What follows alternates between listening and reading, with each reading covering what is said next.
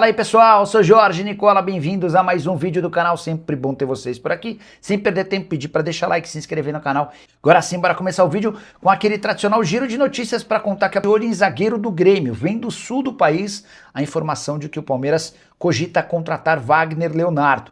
Zagueiro que é monitorado pelo Verdão desde que pertencia ao Vitória. Na oportunidade, porém, o Palmeiras preferiu contratar o Mikael e acabou perdendo o Wagner Leonardo para o Grêmio. Mikael já nem tá mais no Palmeiras, foi emprestado por um time da Major League Soccer, enquanto o Wagner Leonardo faz sucesso e é titular absoluto do Grêmio. Ele também tem proposta do CSKA e sondagem de um clube da Arábia Saudita. Antes de gravar o vídeo, procurei uma pessoa do Grêmio para entender se o Palmeiras já fez proposta ou consulta. O pessoal do Grêmio assegura que não.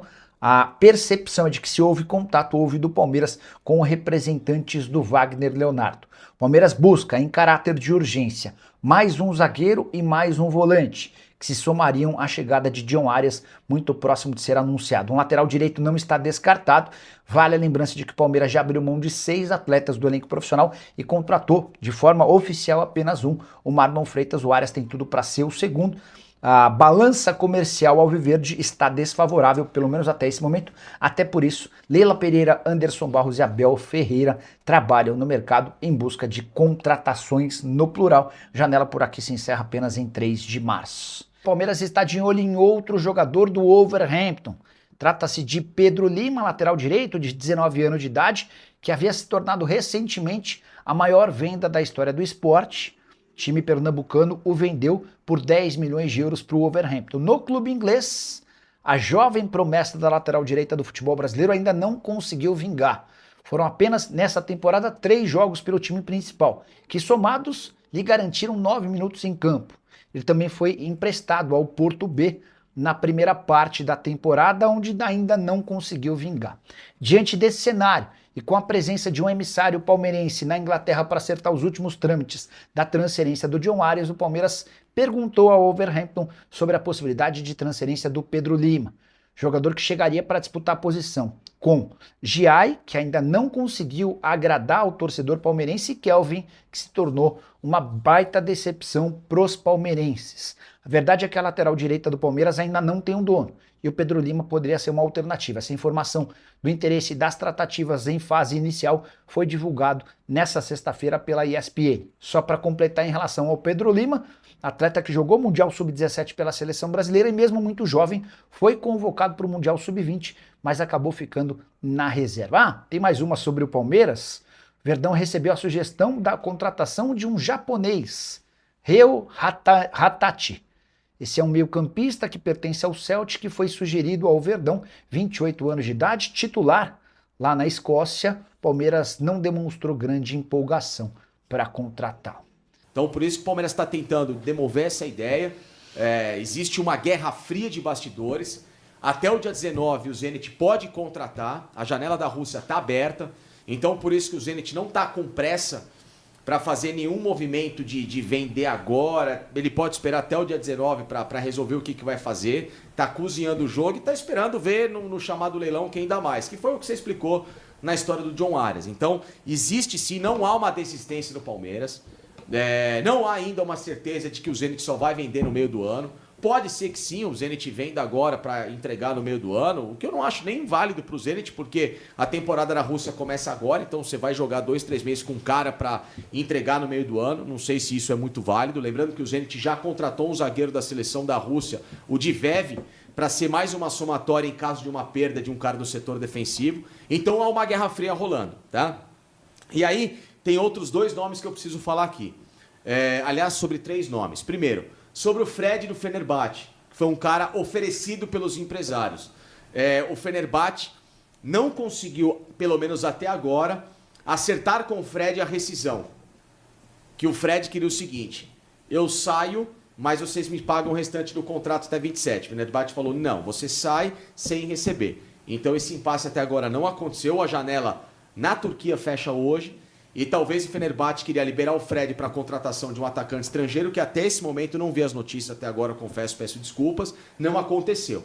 Então essa saída do Fred talvez possa ser postergada para o meio do ano, a não ser que haja uma negociação rolando, tá? Então esse é um caso e por isso que o Palmeiras não vai avançar para uma compra, porque entende que o cara pode sair sem contrato, primeiro. O plano A do Palmeiras em questão de nome para essa posição é o Fabinho, só que o Fabinho é só para o meio do ano, então vamos saber o que acontece. Outro nome que foi colocado, Gregory. O Gregory está no Al Rayyan, no time do Arthur Jorge. Só que o Gregory é um jogador de 9 milhões de euros, até onde eu soube. E é um valor que talvez o Palmeiras não queira pagar no primeiro volante, sabendo que possa haver posições ou situações de atletas que saiam sem contrato. Tá? Então tem essa situação aí para resolver, é um nome que foi colocado à disposição. Eu acho que é um bom jogador. E aí serviria para ser esse parceiro do Marlon Freitas na dupla que foi campeã brasileira da Libertadores. E por fim, o Pedro Lima não é aquele volante que nós formamos na base, e sim o lateral direito que saiu do Sport muito jovem, fez uma Série B ótima, 2 temporadas. Com 17 anos ele foi logo vendido para o Wolverhampton. Ele está sem jogar no Wolverhampton, está sem minutagem e foi colocada a opção dele vir ao Palmeiras a princípio por um empréstimo, ganhar minutagem e aí até nessa história do John Arias o Palmeiras valorizar o atleta para voltar para o Wolverhampton no final do ano. Tá? É uma negociação que está rolando, mas ainda sem uma definição de possibilidades, porque eu conversei hoje de manhã com um amigo meu, empresário, e ele me disse que tentou intermediar esse menino para o Corinthians há um mês, e a resposta foi: não temos interesse de que ele volte agora ao Brasil. Mesmo o time do John Arias, no profissional, não é que ele está na base, está no profissional, mas ele está sem minutagem.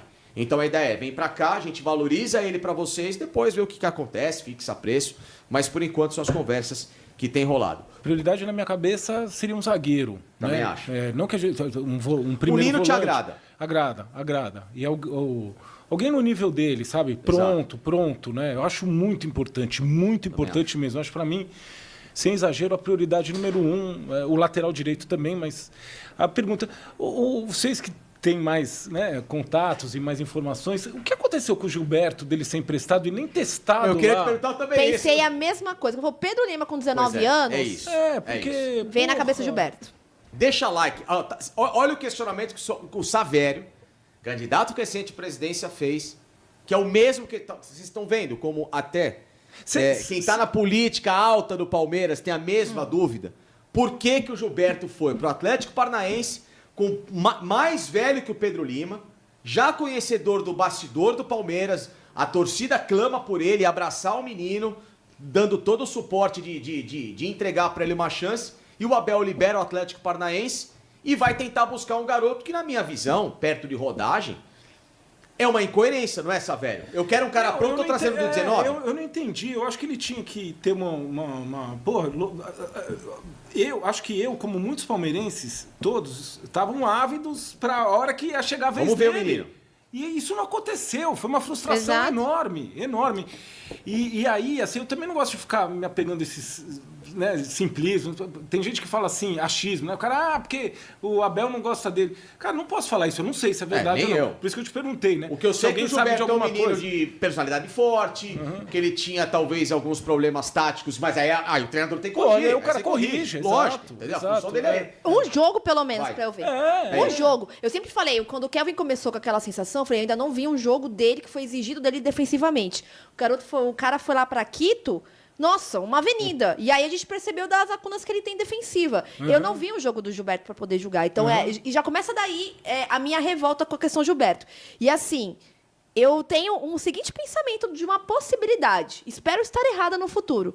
Mas é capaz do Gilberto, na temporada, acabar ir bem no Atlético Paranaense, surgir uma proposta, ser vendido e daqui E nem 2 passar. anos... Não, e daqui 2 anos o Palmeiras fazer proposta pra voltar. Pra voltar, entendi. E aí, Savério, eu te pergunto, qual é a escalação do torcedor Savério, o cara que está acompanhando o dia a dia do Palmeiras e sabe desse elenco, você, nesse momento, colocaria, tirando, claro, John Arias não conta ainda, não está ainda no Palmeiras, chega semana que vem, mas para domingo, qual é o espírito de domingo? O que representa domingo, que é um clássico de primeira fase de Campeonato Paulista para aqueles que têm esse pensamento sem saber, desculpa, mas o cara que pensa assim para mim não entende, do que significa de fato Palmeiras e Corinthians para o palmeirense.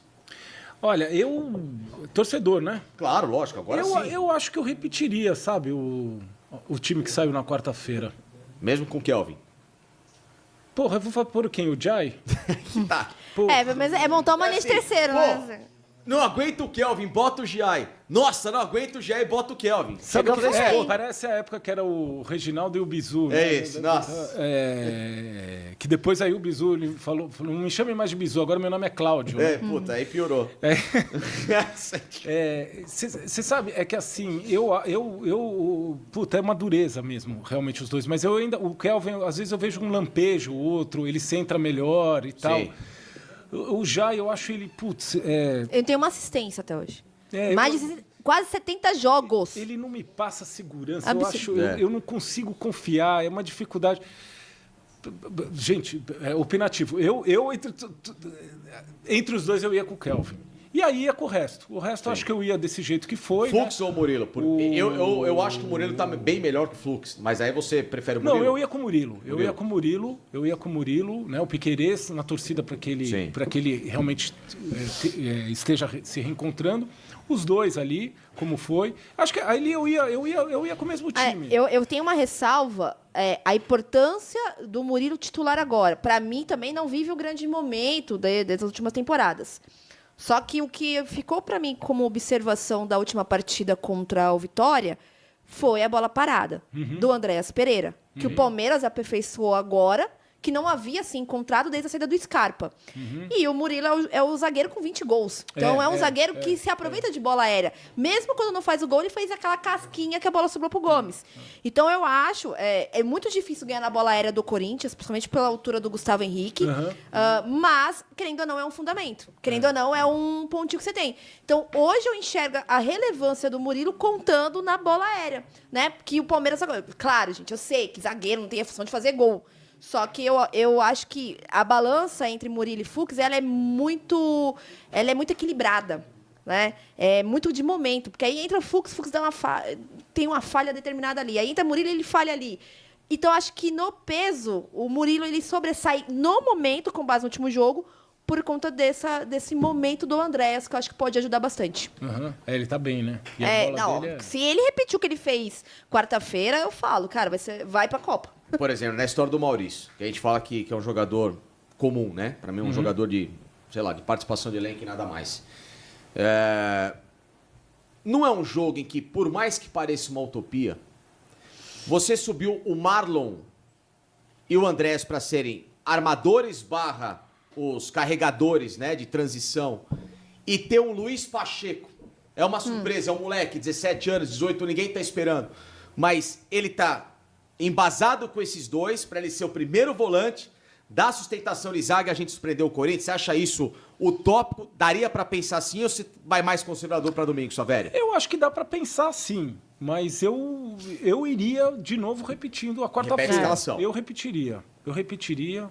E esse negócio da importância que você falou, total, de chegar e falar assim, esqueçam o resto, esqueça o que passou, esqueça o que virá, só pensa no domingo. É isso. Entendeu? Porque o domingo, ele tem potencial de fazer a coisa mudar muito rápido para você. Pensa nisso. Sim. Então o cara tem que... né? Cara, olha, eu convivi com esses 3 caras que eu falei, né? Eu vou falar para vocês, o Vanderlei é brincadeira, cara. O cara é insuperável. Quando chegava semana de clássico... O cara, quando chegava quando a gente chegou, a gente falou hoje aqui do jogo, pô, sem sacanagem, ó, tô até arrepiado. A volta do São Paulo, do gol de mão, lá, o jogo do Gás...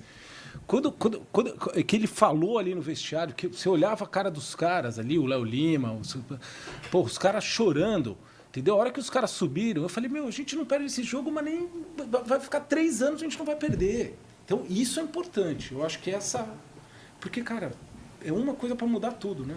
Por isso que infelizmente, né, é o que tem deixado o torcedor preocupado em relação ao Abel. É o pensamento europeu para quando se precisa ter o pensamento da arquibancada. Exatamente. São só 3 pontos. Não avisar, ou alguém colocar no Abel uma inteligência artificial e falar assim, ó, tá vendo a camisa do Corinthians? É a camisa do Benfica, entendeu? Que ele tá no esporte. Tá vendo? Isso aqui é o Benfica do Brasil, pô. Fala, palestrinas, encerrando aqui mais um vídeo do canal. Não esqueça de deixar o like antes de sair desse vídeo, tá? Deixa essa moral aí pro nosso canal, meu. Deixa esse like é muito importante pra gente aqui, valeu? Então, pra quem tá chegando, tá? Seja bem-vindo. Fica o convite aqui pra vocês estarem se inscrevendo no canal. ativar o sininho de notificação é importante. Deixe a sua opinião aí no espaço de comentário, tá? Ajuda demais o canal. A gente sempre tá vendo todos os comentários. Deixa o like também e seja muito bem-vindo, tá? Mais uma vez aí. Fique à vontade, o canal aqui é pra vocês. E é isso, tá? Vou ficando por aqui. Assim que surgir notícia, a gente volta com mais aqui pra vocês, tá bom? E mais uma vez, gente, muito obrigado. Muito obrigado pela força que vocês vêm dando pro canal, tá bom? O canal só tá crescendo cada vez mais com o apoio que vocês vêm dando pro canal. E eu agradeço muito. Vou me dedicar mais ainda pra trazer notícias aqui pra vocês. Valeu, palestra.